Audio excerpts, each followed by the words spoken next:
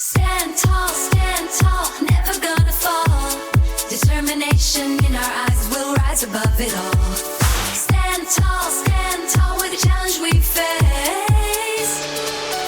We stand proud and chase. Aim high. Aim high. From every setback, we find strength to attack. Welcome to Nobody Asking Me Guys show. Guys, I'm your host, Melvin Casey Lars. And all of you that follow me, and for our new followers, you know how we do it here. We don't waste your time with cookie cutter questions and pontificating and gossiping and all that kind of craziness. Just about any show you turn on, it's always about gossip. We don't have time for that. We talk to real people. So today, we have with us Miss Tangia, preferably Tammy Taylor. And now Miss Tangia obviously hails from Florida. She was a migrant. She's an American, but she will explain all of that to you about her migrant experience, about her life experiences. She's a teen mom, but she educated herself. She worked in law enforcement and worked with children and adults in a more positive setting, etc. She's also known as the plant lady. So guys, listen, we want you to sit back and relax. And first of all, let me stop again and thank our audience for being here, guys. It's always a pleasure having you here, and we love your support. Please never forget to like. You already subscribed, but to like our episodes and to tell your friends to like and to subscribe. So enough of that. Miss Tangia Taylor, how are you this afternoon? I'm doing great. Thank you for asking. How are you doing today?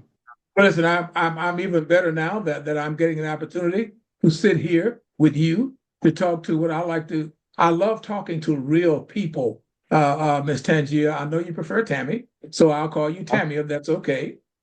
That's fine. Thank you. That's what my family know me as.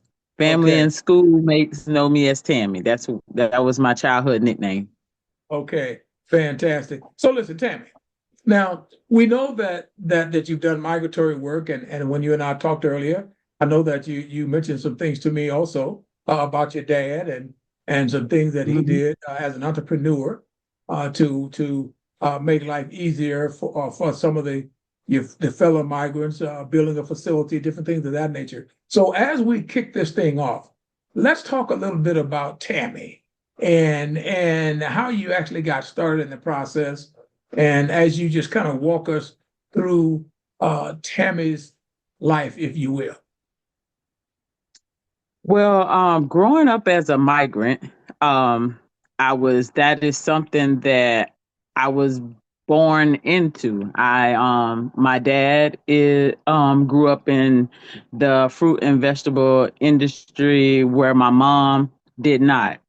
So, when growing up in this is something that was normal to me. That's all I knew until, and until you go to college and you're in school and you're singled out for being considered a migrant. So my way of life was quite normal to me. It was a community of hardworking people that were taking care of their families, and that's how I grew up. I grew up in a hard-working, dynamic, and a hard-working community of people.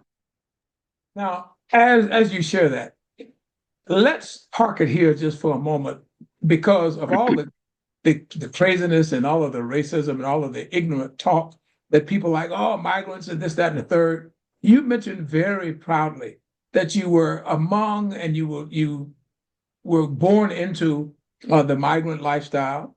Your dad was, your mom was not, and you talk about the hardworking people, etc. When we talk about craziness, and we know right now that we have an administration that's completely insane.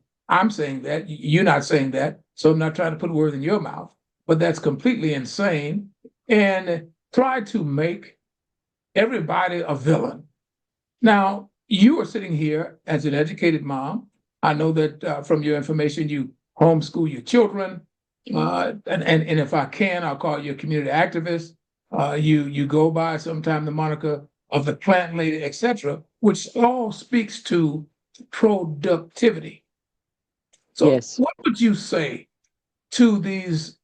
I don't want to call people names, but what would you say to all of these individuals that try to gaslight and try to make migrants be something other than who they are, which are human beings that work extremely hard, that happen to have that as their lifestyle for whatever reason, either periodically or permanently? What would you say to some of our misguided, miseducated individuals about your life as being having been a migrant, having come from hardworking people that work very hard and try to make life better, not only for themselves but for others?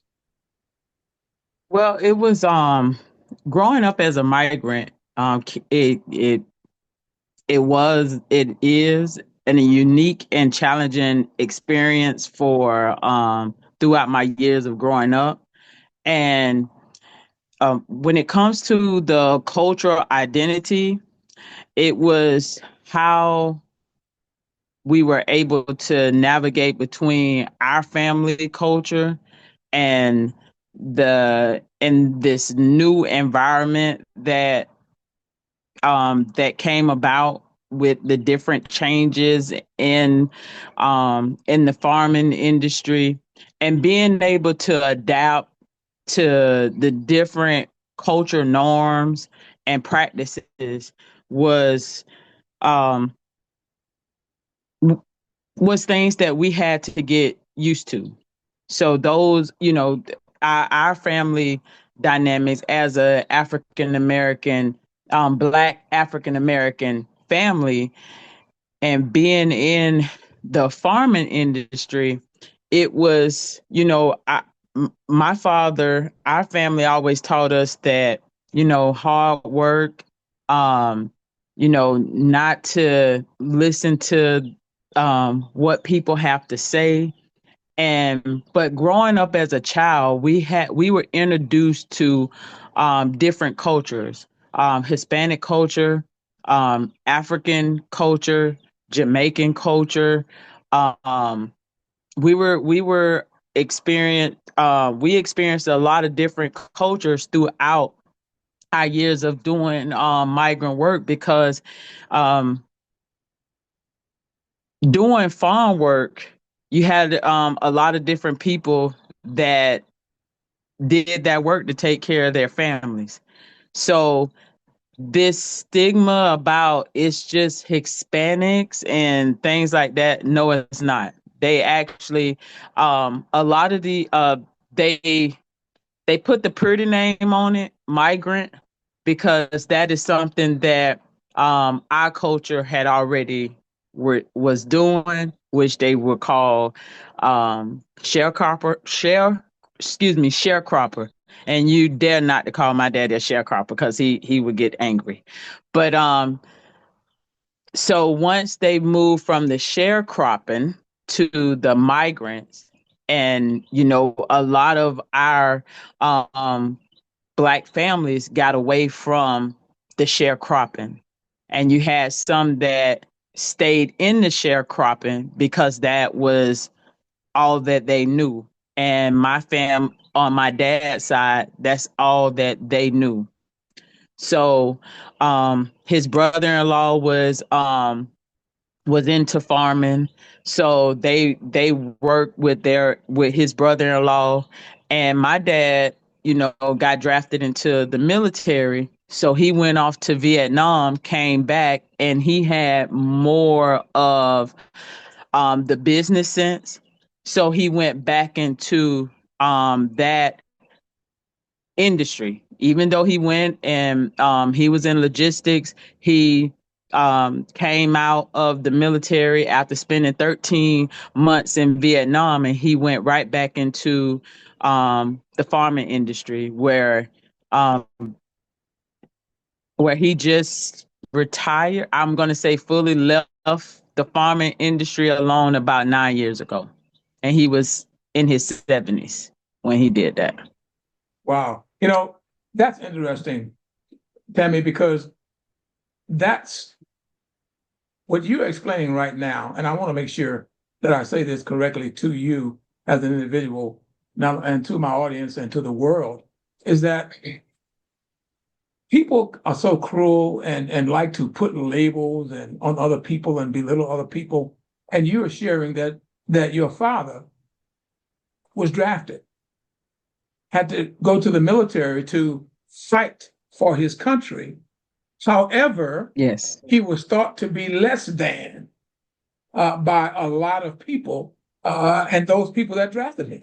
He was thought to be less than, which is what 45 and 47, as we know, the same persons, are trying to convince the world of now. However, it's not a problem when you are standing in front of bullets for them, but it's a problem when you seek the American dream. As far as your dad, did your dad talk to you much or say much to the family about having been, quote, a migrant, unquote, and had then having to serve in the military and the differences that he may have experienced or the way in which he was treated once he returned from the military? Did he receive more respect? Did he receive less respect? Or did people just pretend as if it never happened? I can say, growing up, my dad is a proud man.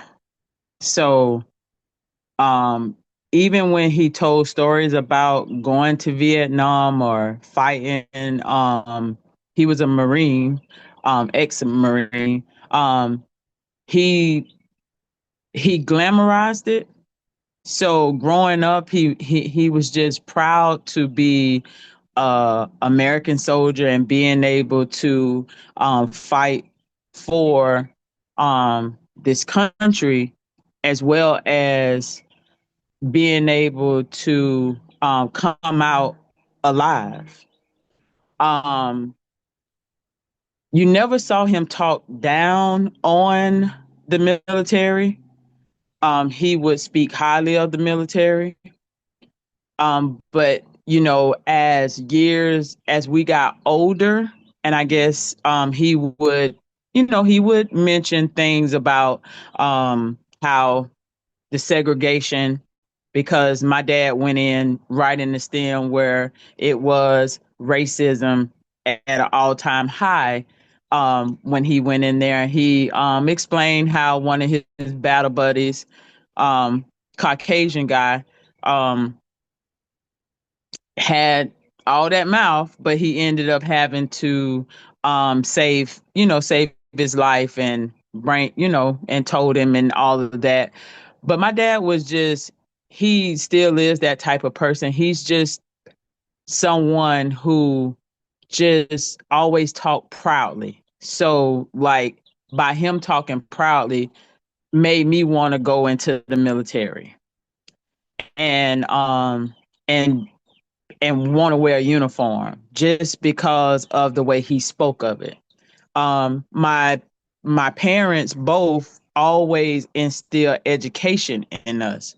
So even though we were migrant, they always instilled in us, get an education, get an education. You don't want to be out here in these hot fields and things like that. So, you know, the challenges that we faced were just, I guess as a child, I want to say that I enjoyed my childhood. I I I didn't know what racism was until I got older and grown, because I was around a melting pot of people. So I played with white children. I played with African children. I played with Caribbean children. I played with Hispanic children. So it wasn't, I wasn't introduced to that. So the challenges that I can say that I had was when we had to go to different schools and we had to be around people that looked like us, that didn't accept us, or you know or what they may have heard, children will repeat those things. So those were, I can say that I if I had to do it all over again, I wish my mom and them would have just homeschooled us, not sending us to school, because those were some hard times. But you wanted to be the smartest in the class, even though you were looked down upon because you were farm workers.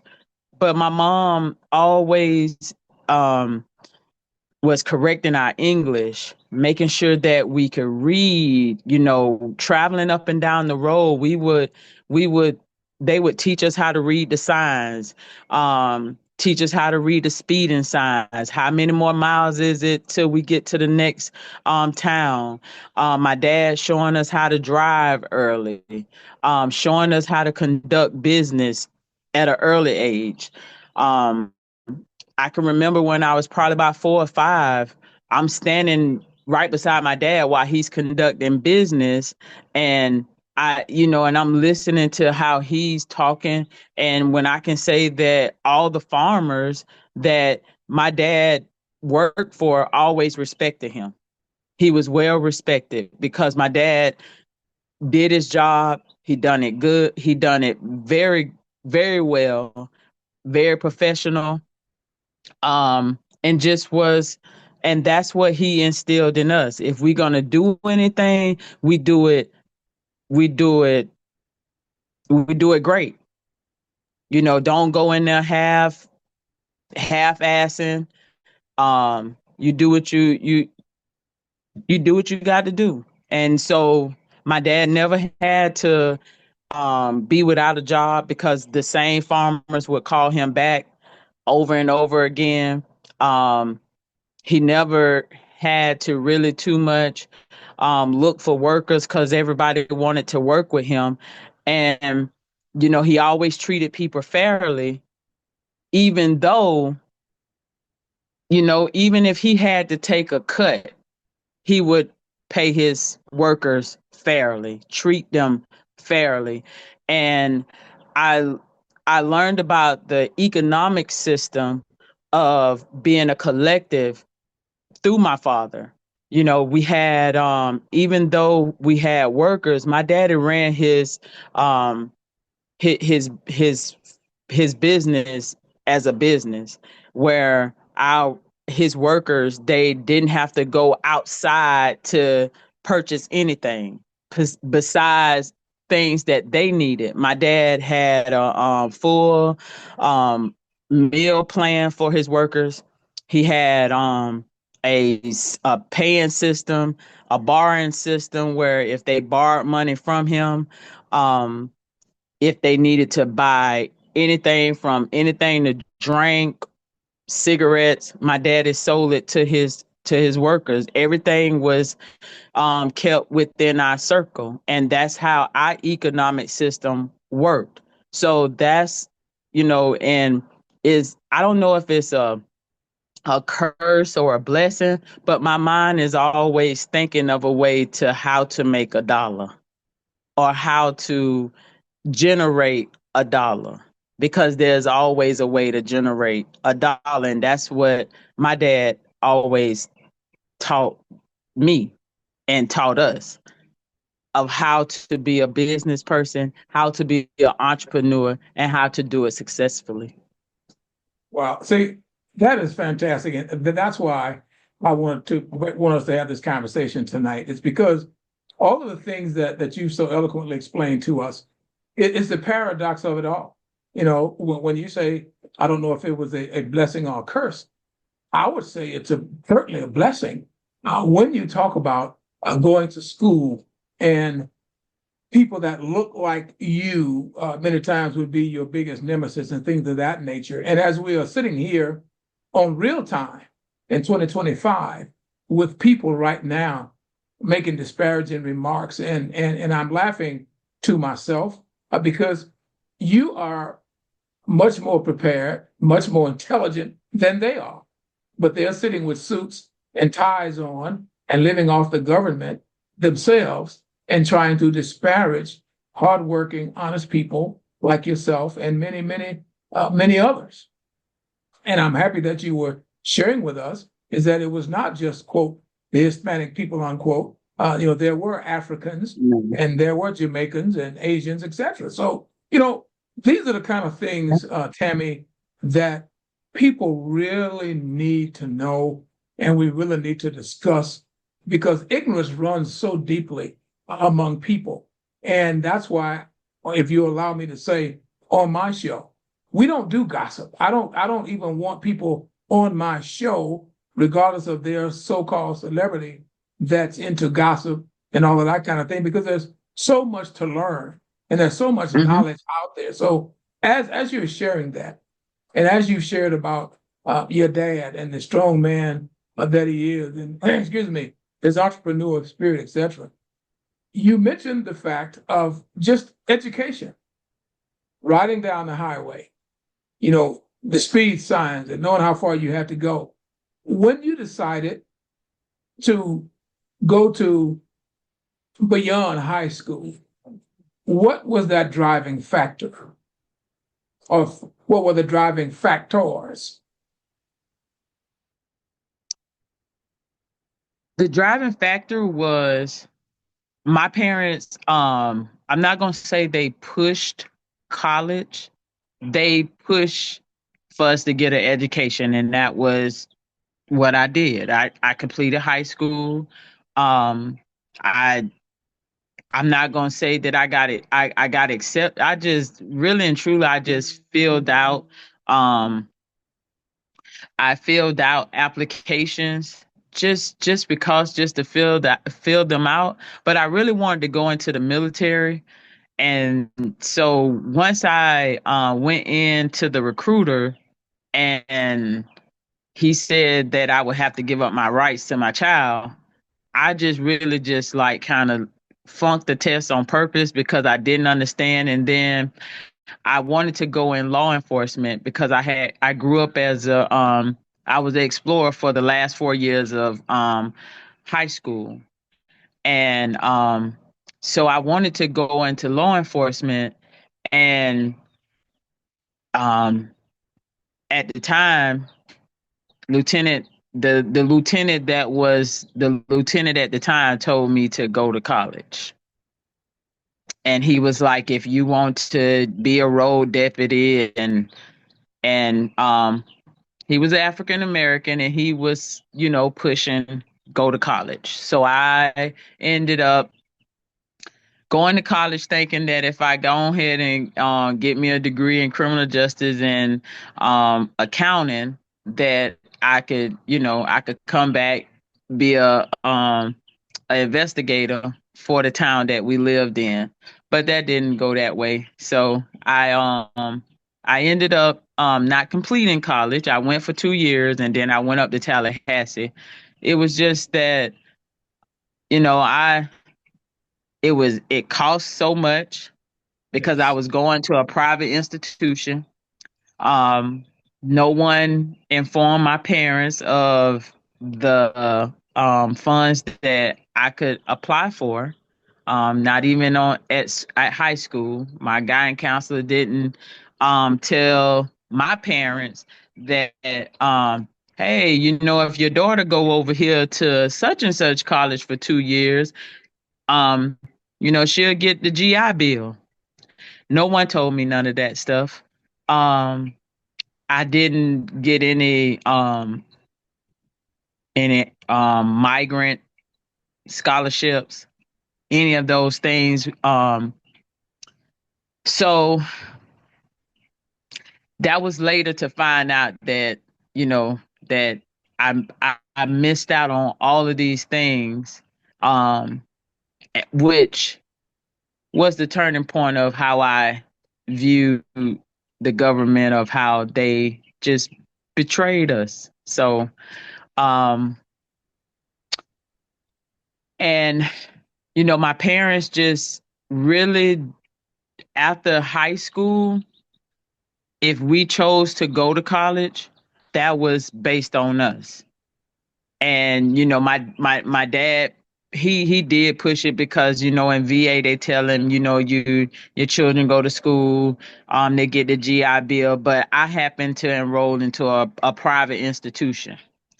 So the only thing that I would get was my VA stipend at this time. So I had to make the grades because my grades was going straight home. So I had to do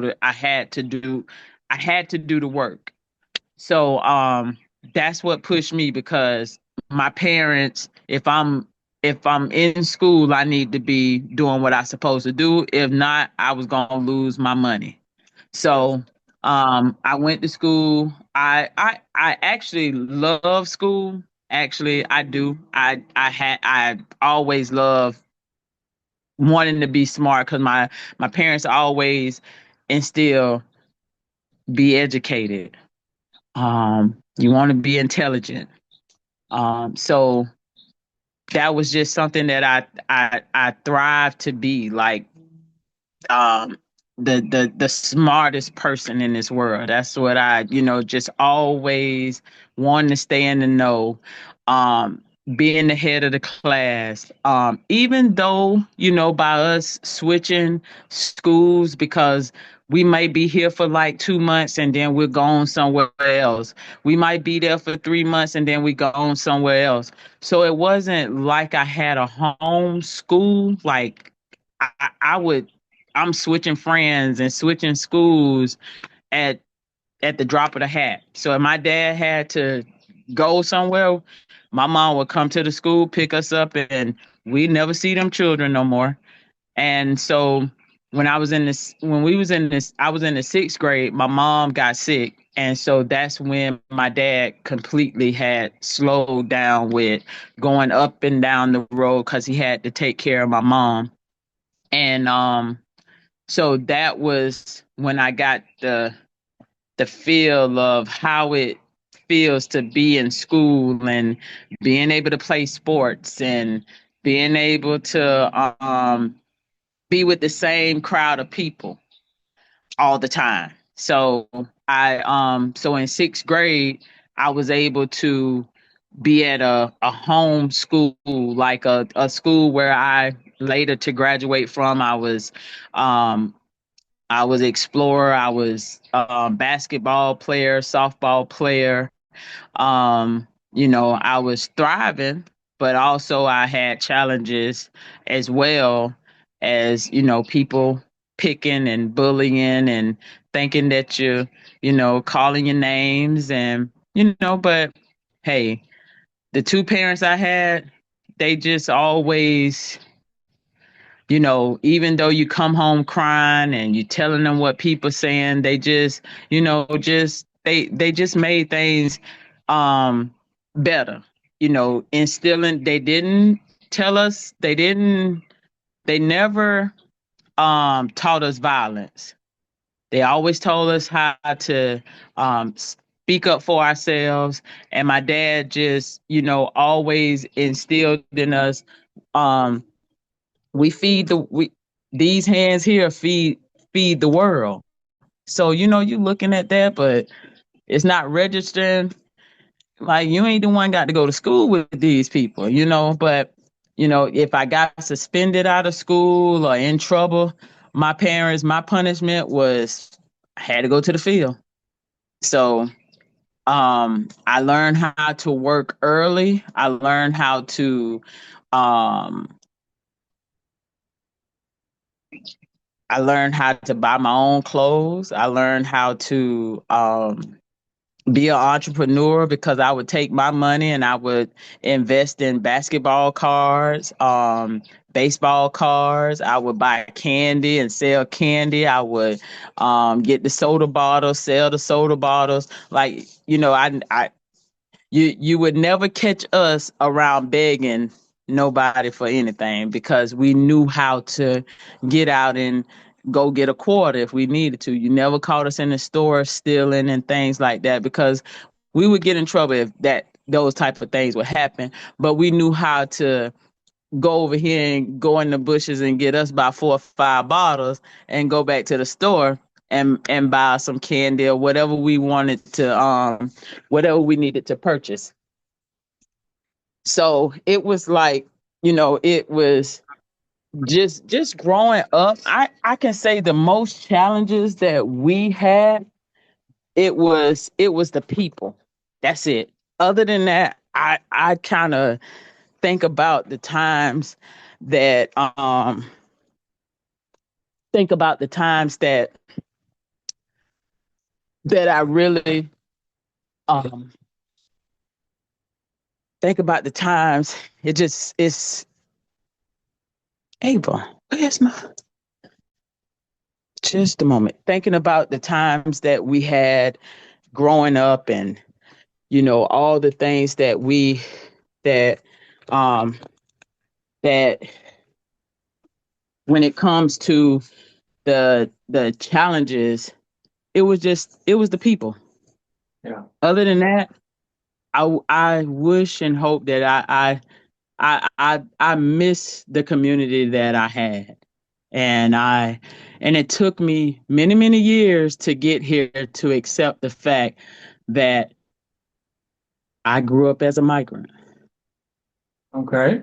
And as you share that, Tammy, it is intriguing. And I want you to know, I mean, the hearts, the tears are going up over here on this monitor, and people are really enjoying what you're saying. Listen, as we've discussed the migrant work and that kind of thing, and the cruelty, I do want to briefly for us just to talk about because I want to make a point with our audience as we look Okay. today, and I keep referring because I don't want anybody to be confused in 2025 when we see the push right now as we speak about people are being so cruel and talking about removing people from these United States and make America great again and all that craziness, and then people that look like us and those that are various quote shades unquote seem to be so insensitive. So I said talk about it, but not. I don't mean talk. What I'd like to say before we move on about the plant lady piece of this segment is we need people to understand that we all have childhood traumas, and many Yes. times those traumas follow us to our graves. So as you're sharing with us, Tammy, is there anything else you'd like to just say briefly before we about that before we talk a little bit about the plant lady? Oh, no, you could go ahead. Okay.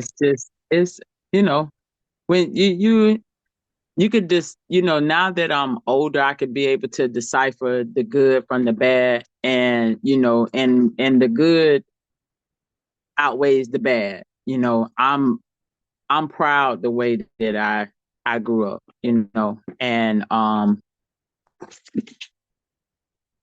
and hey, if whatever their way of making America great again, hey, that's their opinion, because I don't that definition of I don't whatever their definition of make America great again, uh, those weren't great days for our people. So, Yes. you know, but I Yes. know people look down on migrants, but that is the backbone to this country. Yes. And if it wasn't for migrants, farm workers, sharecroppers, we wouldn't be able to eat. Yes. We wouldn't be able to Most. wear the clothes. We wouldn't be Yes. able to do a lot of things that we're able to do off the back of migrants. Absolutely. You're absolutely right. So listen, plant lady. Yes, Let's sir. talk a little bit about that. I know that you love gardening. I know that a Hmm. conversation you and I had earlier, you mentioned the fact you said, well, I was thinking about some things I needed to do. And I said, do what I know. And you say your dad always taught you that. So let's talk a little bit about that, if you will. Well, I relocated out here in 2016. And so once I got out here, that's when I pretty much was like looking for a job and trying to figure things out here, not knowing anybody. So, when you coming from the background of farming, it wasn't, it was like I just take whatever job I could take out here. And so that's when I started going by my government name, Tangia, because I was like, new me. Um, we over here and we just, that part of that life is behind me, and I'm gonna come out here um and just do something different. So I got into I had a few jobs working in the mall. Started out with $7.25 working in the Bossier Mall, and just worked my way up the ladder. I worked in the casino and things like that. And everybody would always say, you're a hardworking woman, but not knowing that, that hard work and just being working in the AC and not being out in the hot sun, that was a privilege. So it was like, okay, my mom, Tammy, when you go on these people job, you got to be on time. You got to do this, you got to do that, because, being, working with your dad and your daddy, your boss, you pretty much, in the farm industry, they ain't too much firing nobody. So, so I had to grow up out here and really just like come to terms. So when I had got my transcript, and my transcript on the top of it said migrant, and I never ever had ever looked at my transcript and did not know that I was labeled as a migrant until I came to Louisiana. So I was like, uh, just going through the motions of working. And so my mom passed about 2 years ago, and I had bought some seeds, and I My had been holding on. condolences. Oh, Please allow me to yeah. offer my condolences. Yes. Um, Thank you. And so I had bought some seeds, and I had just been holding on to these seeds, and I was about 25 years old when my dad told me he would be a millionaire at 25. So now I'm in my 30s, going on 40, and I ain't hit the $1 million mark yet. So I was like working on these jobs. I had my first run in with racism when I came out here because growing up in Florida, you racism wasn't blatant. You just everybody respected everybody. You knew that your friend's daddy wasn't playing you going with the black boy and all of that. And that's the same way that our daddies felt as well. So it was, hey, but when I came out here is when I was introduced to racism 101. And This isn't one-on-one, huh? yes, so it was either lose your job or you better suck it up. So I had to learn how to accept things because I couldn't just walk off the job because now I'm learning responsibility. So I actually learned responsibility, how to grow up, and how in my whole womanhood out here. So it was like once I went through that, because I was like, I just really want to go back home because I didn't understand how, the things people go through out here for jobs and stuff. And I was like, I ain't got to take this crap. I could go back home. So my mom was like, till you get up you $10,000, then you come back home. So I'm like, man, that's gonna be hard out here in Louisiana. So I know I ain't gonna never go back home. So I had my last job was with this with the state with FEMA. And so once my mom passed and I lost my job, I told myself that I would never work for nobody. So I took my seeds and I just started planting them because those seeds were like healing to me. And I just kept planting these seeds and planting these seeds. And it was a lady that is actually from Louisiana. She started calling me the plant lady because I had all these plants and I had nowhere for this stuff to go. So she said, you know what? You the plant lady. And I'm like, okay. So I was like, let me put some patois in there. So I just put the plant lady. So because I love the Caribbean. So and when I started planting these seeds, it was like planting these seeds of hope, planting these seeds of healing. And it was a way to connect with my mom, connect with my dad, and just go back to what I knew. I knew I had a little green thumb, but I didn't know I had a green thumb like that because I look forward every day getting up and seeing what had grown. I don't even think I was I don't even think I was even waiting on the food. I was just intrigued by just being able to grow different varieties of fruit and vegetables and being able to share with my dad and show him like, look, daddy, I got a green thumb just like you.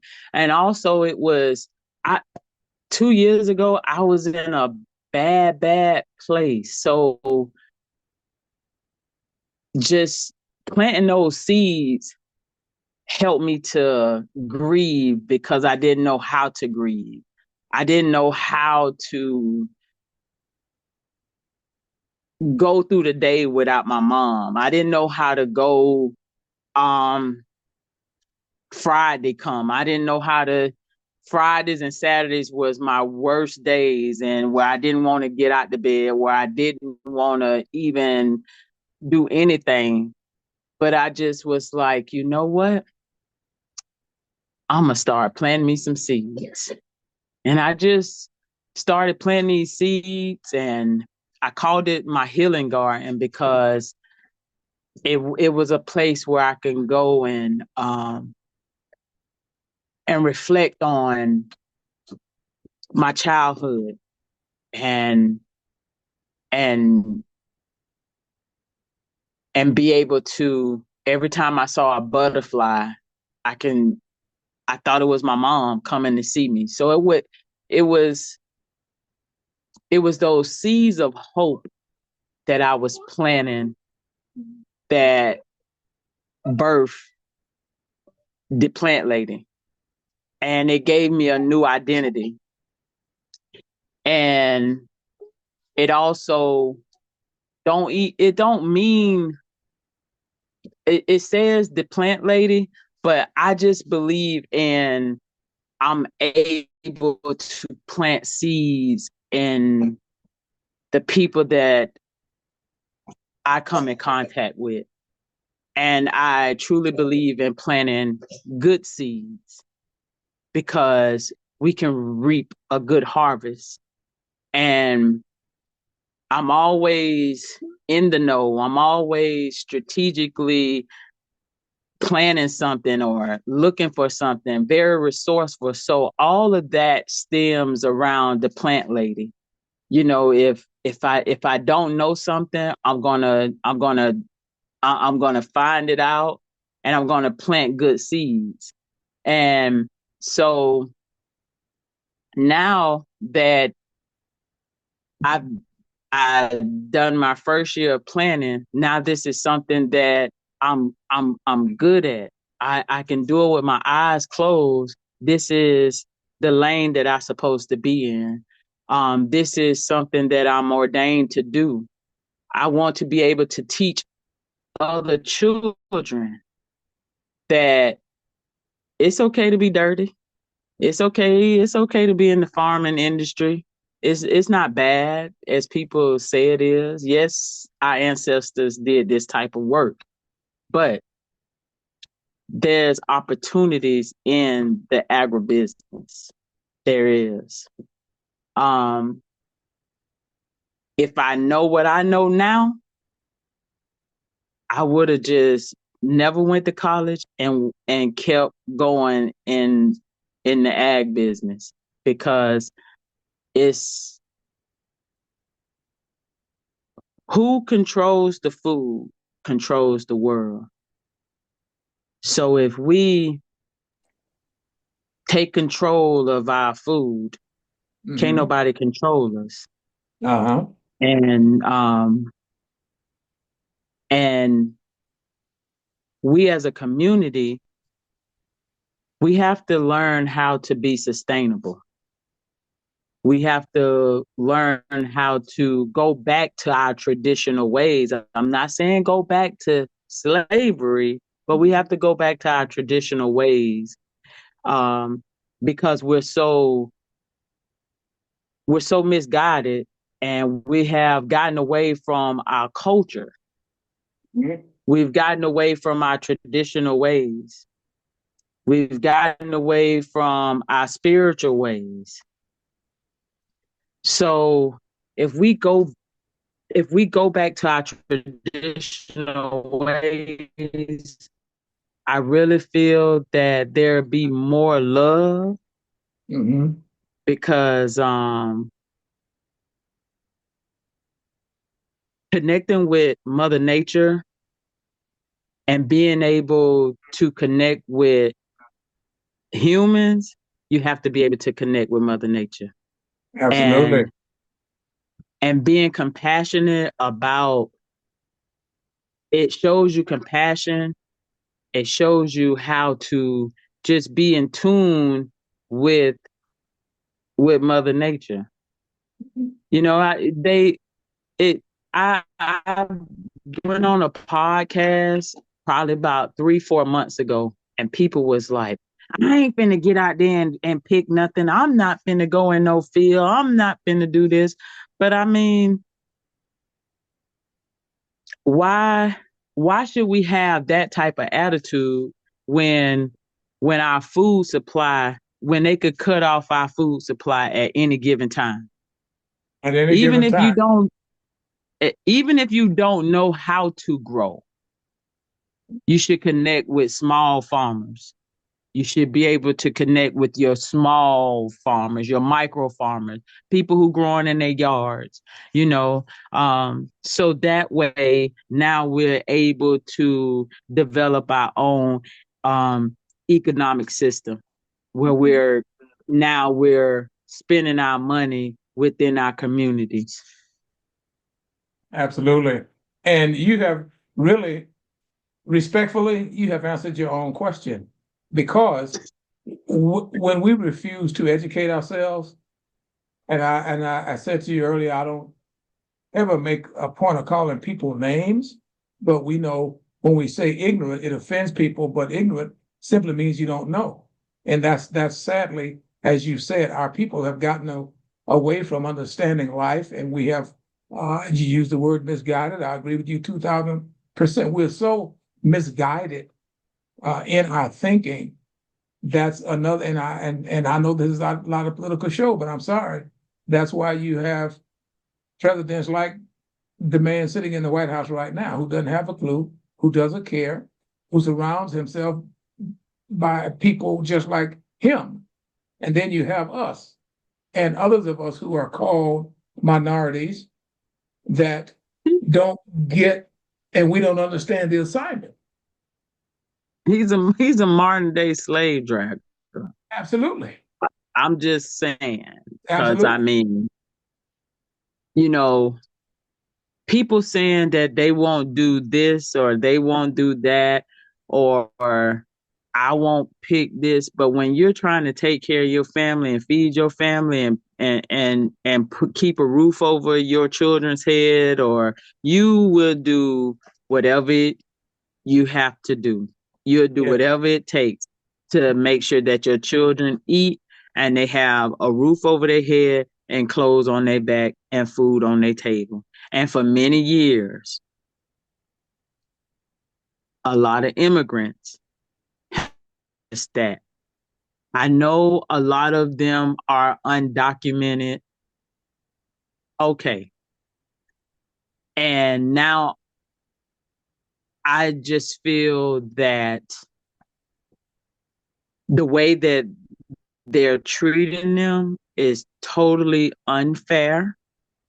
And they were they were good enough to do the work that we, the Western world, didn't want to do.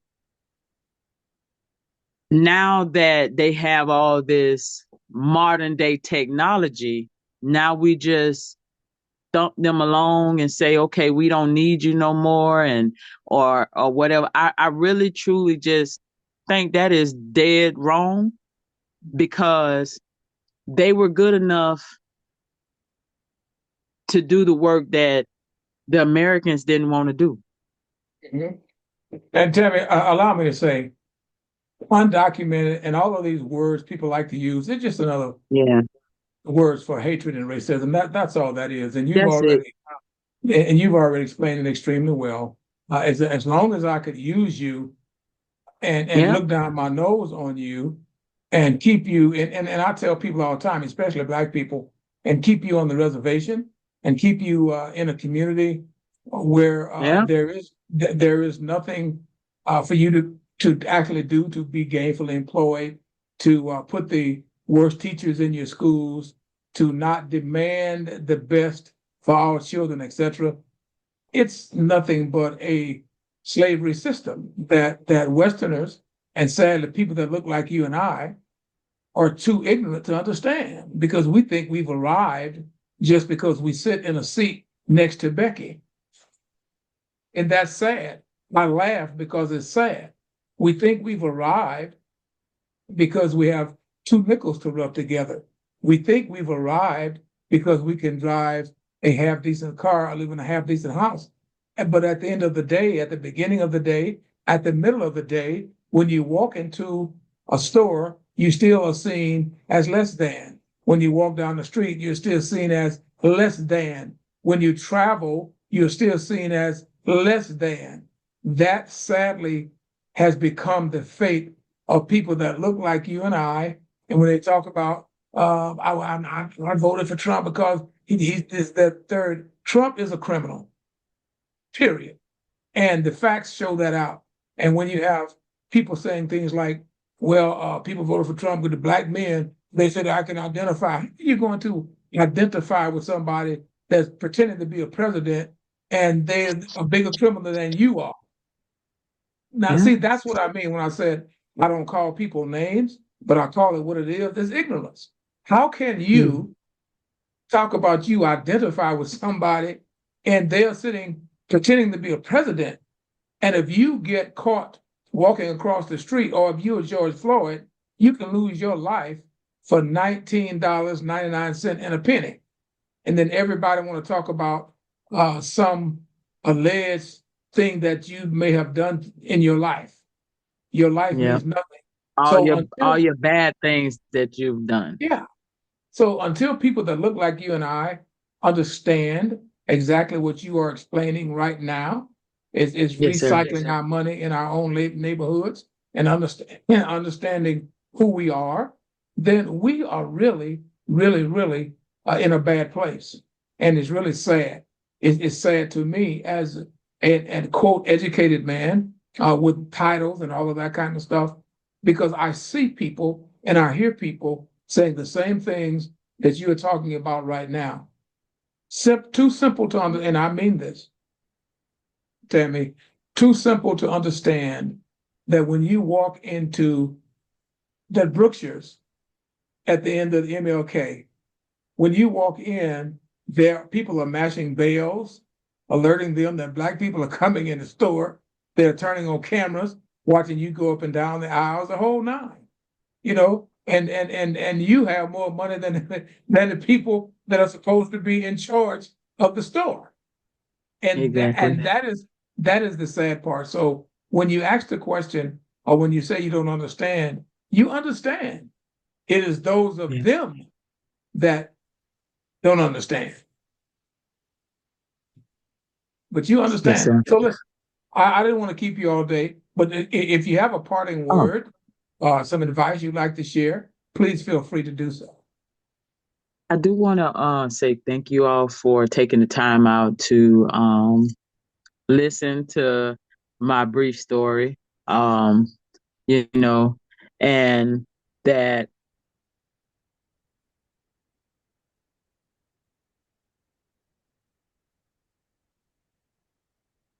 that I didn't never know I had a story to tell, and I didn't never know that I would be saying these words so proudly. I I never thought that in a million years that I would tell people that I was a migrant worker, because that was something that we were ashamed of. But now I know why we were ashamed, because of the stigma. But you know, to the people out there, don't allow what people say you are to define who you are, because that's not who you are. People put names and words to describe who you are, but that's not who you are. It's not it's not what you do, it's how you do it. And regardless of the fact of if you working making up beds, if you picking up trash out the road, you still do it with dignity, with value. You do it with more ethics, and no matter what you do, you just still do it to 110%. Don't allow nobody, don't allow these knuckleheads to define who you are, because that's not who you are.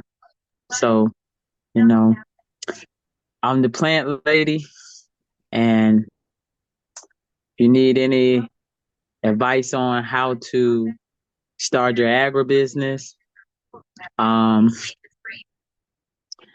you can follow me on TikTok.